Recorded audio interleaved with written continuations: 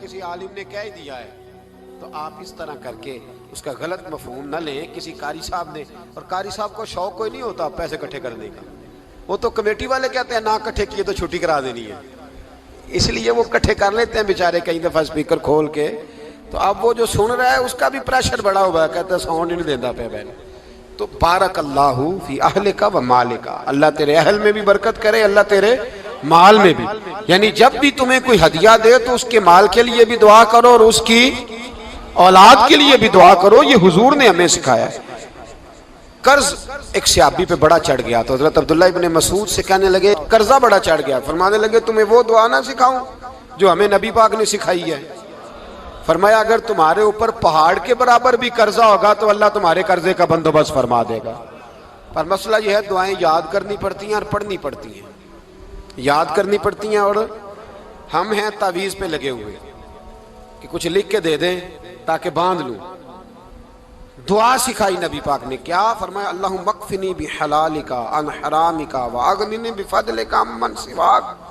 فرمایا یہ دعا مانگا کرو, اے اللہ مجھے کفایت کرنے والا رزق عطا فرما اور مجھے حرام سے بچا, اور مجھے اپنے فضل کے ساتھ دوسروں سے بے نیاز کر دے.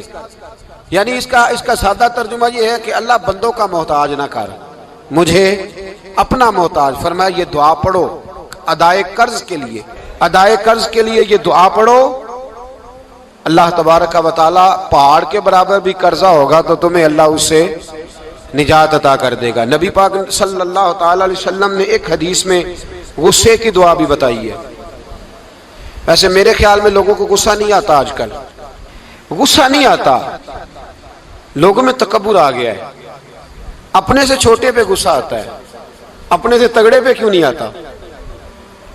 جس آدمی نے گلی پہ خیرات مانگنے والے پہ غصہ کیا وہ ایس ایچ او صاحب پہ کیوں نہیں کرتا؟ غصہ تو غصہ ہے نا, سب پہ ہونا چاہیے, لیکن بڑا سمجھدار غصہ ہے.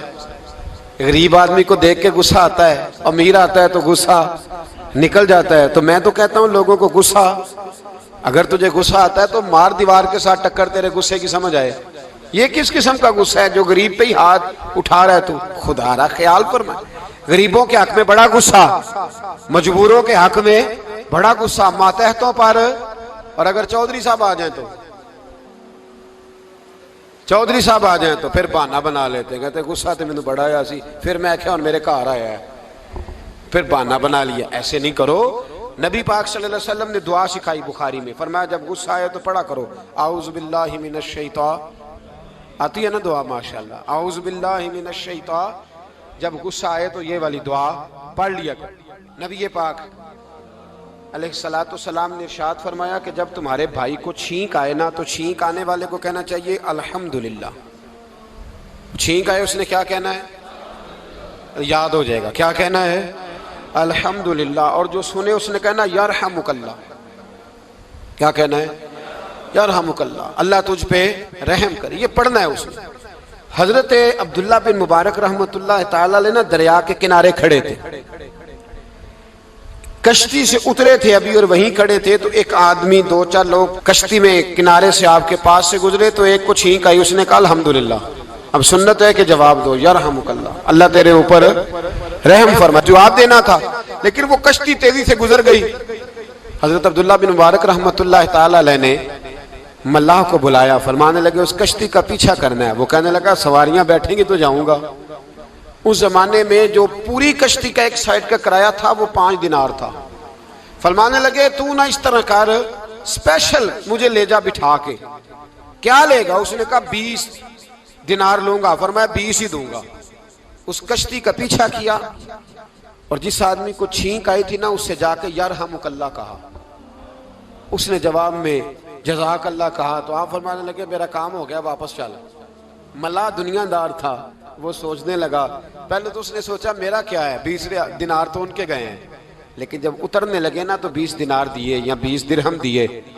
تو وہ کہنے لگا حضرت جی صرف ایک لفظ کہنے کے لیے آپ نے اتنا پیسہ خرچ کر دیا. فرمایا لفظ کہنے کے لیے نہیں, اپنے مصطفیٰ کی سنت ادا کرنے کے لیے, اپنے نبی پاک علیہ السلام کی سنت ادا کرنے کے لیے. یرحمک اللہ, اللہ تیرے اوپر رحمت کرے. کس طرح کا خوبصورت انداز سکھایا. دیکھیے ایک حدیث ترمذی شریف میں نبی پاک صلی اللہ علیہ وسلم نے فرمایا کسی بیمار کو دیکھ کے یا کسی مصیبت میں مبتلا آدمی کو دیکھ کے تم یہ دعا پڑھ لو، تمہیں کبھی وہ مصیبت نہیں آئے گی۔ کیسی خوبصورت دعا ہے، کسی مصیبت زدہ کو بیمار کو دیکھ کے پڑھو، تمہیں کبھی وہ مصیبت الحمدللہ الذی عافانی مما ابتلاک بہ وفضلنی علی کثیر ممن خلق تفضیلا۔ اللہ تعالیٰ کا شکر ہے جس نے مجھے اس مصیبت سے عافیت دی اور اس بیچارے کو یا تجھے اللہ نے مبتلا کیا، اور اللہ نے مجھے اپنی بہت ساری مخلوق پہ فضیلت دی ہے، یعنی اللہ نے مجھے بڑا اچھا رکھا ہوا ہے یار، میں تو الحمدللہ بڑا اچھا ہوں، دیکھو بیچارہ۔ یعنی یہ دعا بھی ہے اور اپنے اوپر شکر ادا کرنے کا ایک اعلیٰ حضرت فاضل بریلوی رحمت اللہ تعالیٰ علیہ کو نا گلے کے اندر چھوٹی چھوٹی 2 پھنسیاں نکل آئیں، تو اس زمانے میں طاعون کا مرض پھیلا ہوا تھا۔ ایک بڑے قابل حکیم کو لایا گیا، انہوں نے چیک کر کے کہا آپ کو تو طاعون ہو گیا ہے، فرمانے لگے چل دوڑ جا، مجھے طاعون نہیں۔ اس نے کہا جناب یہ گلے پہ بنا ہوا ہے اور سب کو پتہ ہے آج کل پھیلا ہوا۔ فرمایا سب کو ہو سکتا ہے، مجھے نہیں ہو سکتا۔ کیوں؟ فرمانے لگے ایک بندے کو طاعون ہوا تھا تو میں نے اسے دیکھ کے وہ دعا پڑھ لی تھی جو نبی پاک نے بتائی ہے، لہذا حضور کا فرمان ہے تو مجھے ہر بیماری آ سکتی ہے پر یہ بیماری آ سکتی۔ وہ شخص کہنے لگا جی منہ میں بھی گلٹیاں چلی گئی ہیں، کھول نہیں رہا، کیا ہوگا؟ اعلیٰ حضرت نے کالی مرچ منگوائی، اسے پیس کے زبان کے نیچے رکھا تو ساری بیماری دور ہو گئی۔ فرمانے لگے بلاؤ نہ ذرا اس حکیم کو جو کہتا تھا طاعون ہو گیا ہے، وہ تو صحیح ہوتا ہی نہیں اتنی جلدی۔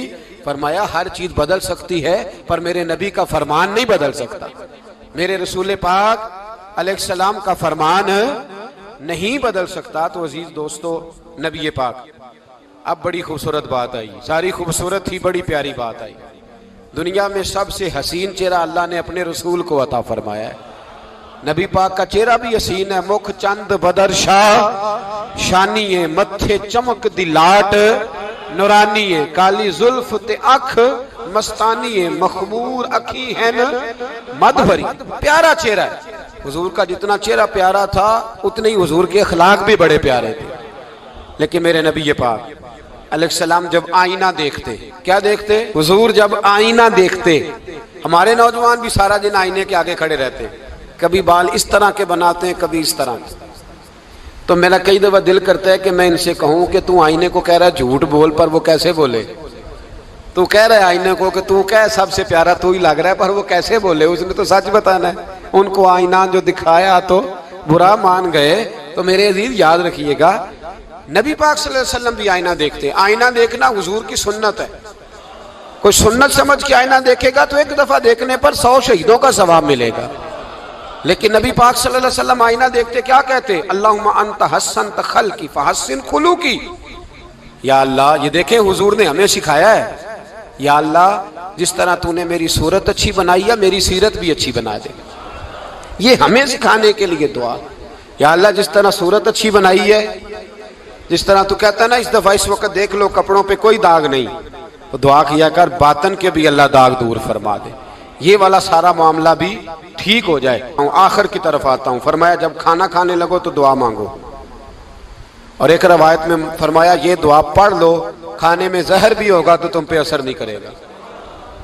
کھانے پہ ایسے میں بڑی تکلیف سے کہتا ہوں کہ آج بھی ہمیں کہنا پڑتا ہے کہ بہت سارے لوگ ایسے ہیں جو ابھی بھی کھانے سے پہلے بسم اللہ نہیں پڑھتے۔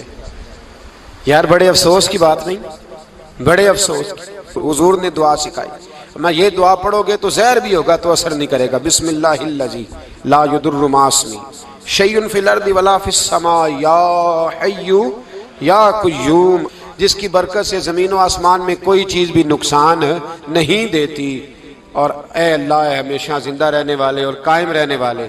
یہ نبی پاک علیہ السلام۔ اور ایک حدیث میں اور بھی دعا آئی ہے، بسم اللہ شریف تو خیر بخاری میں موجود ہے، مسلم میں موجود ہے، بسم اللہ والا برکت اللہ بھی ایک حدیث میں نبی پاک صلی اللہ علیہ وسلم نے ارشاد فرمایا۔ اور جب کھانا کھا چکے پھر کہا دعا مانگو، الحمدللہ الذی اطعمنا وسقانا وجعلنا من المسلمین۔ اللہ تعالیٰ کا شکر ہے جس نے ہمیں کھلایا بھی، پلایا بھی اور مسلمان بھی بنایا۔ حضرت مرزا مظہر جانے جانا فرماتے ہیں کہ بارش ہوئی تھی تازی تازی، دلی میں تازی تازی بارش ہوئی تھی، ایک بابا لکڑی کے جوتے پہنے کھڑا ہوں، اللہ اللہ اللہ اسی کسے دے کچھ بھی نہیں لگ دے نہ کوئی ساڈا دردی، बाबा मस्त होके जा रहा, अल्लाहू अल्लाहू करता जा रहा। एक तवाइफ अपने कोठे से उतर के तो सीढ़ियों पे बैठी थी, साथ उसका यार भी बैठा था। बाबा अपनी मस्ती में जा रहा, तो बाबा जी के पैरों से कुछ मिट्टी उड़ी तो उस औरत के कपड़ों पे पड़ गई। परवाह ही नहीं, बुजुर्ग गुजर रहे। वो यार उसका दौड़ा हुआ आया, उसने आकर थप्पड़ मारा, का ख्याल नहीं सारे उसके कपड़े आलूदा कर दिए, तू किधर, तेरा दिमाग नहीं ठीक। बाबे ने नजर उठाई, का बेटे मैंने देखा नहीं, चल अल्लाह तेरा भला करे, तूने बदला ले लिया। बाबा जी चुप करके, वइज़ा ख़ातबहुमुल जाहिलून क़ालू सलामा, चुप करके गुजर गए।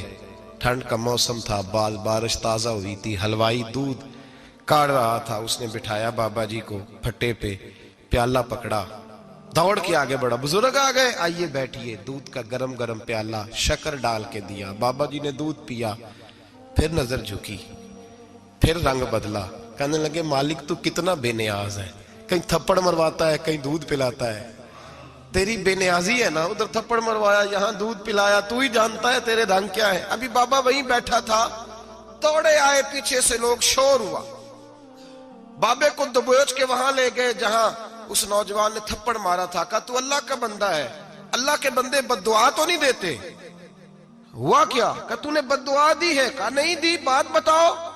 कहने लगे उसने तुझे थप्पड़ मारा है, छत पे चढ़ा है, पैर फिसला है, गर्दन के बल गिरा, मनका टूट गया, मर गया है, तूने बद्दुआ दी है। बाबा जी कहने लगे यार मैंने तो दूसरा लफ्ज भी नहीं कहा, भला हो कह के गुजरा हूं, मैंने नहीं बद्दुआ दी। कहा तूने दी है तभी तो मर गया। कहा नहीं दी। कहा बाबा तू बुजुर्ग आदमी है, सच बोल। तो बाबा जी कहने लगे सच सुनो, फिर मैं आ रहा था, मेरे पैरों से मिट्टी उड़ी, इसके यार के कपड़ों पे पड़ी, इसे बुरा लगा, इसने मुझे मारा। जब इसने मुझे मारा तो मैं कोई लवारस तो नहीं था, जब इसने मुझे मारा तो मैं कोई लवारस तो नहीं था, मुझे दुश्मनों न छेड़ो, मेरा है कोई जहां में, मैं अभी पुकार लूंगा, नहीं दूर है मदीना। इसने मुझे मारा तो मैं कोई लवारस था कि मेरा बदला कोई ना लेता, इसने मुझे मारा है तो मेरे यार को बुरा लगा तो उसने इसे मार दिया है, मेरी तो गलती कोई नहीं, यारों यारों का झगड़ा है, ये तो दोस्तों का झगड़ा है, ये तो यारों का झगड़ा है, कोई गलती नहीं मेरी, कोई गलती नहीं। खश खश जिन्ना कदर नहीं मेरा, ये मेरे साहब नू वडियाइयां, मैं ते गलियां दा रूड़ा कूड़ा, मैं गलियां दा रूड़ा कूड़ा, मैनू महल चढ़ाया है साइयां, मैनू महल चढ़ाया है साइयां।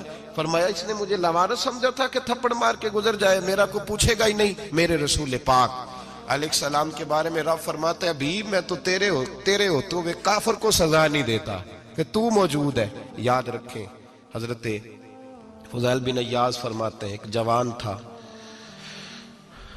मस्जिद में आया, लोगों से कहने लगा रोटी खिलाओ, किसी ने तवज्जो ना की, उसने कहा मैं रब रब बताने वाला हूं, मेरी तरफ देखो तो सही, किसी शख्स ने ख्याल ही ना किया।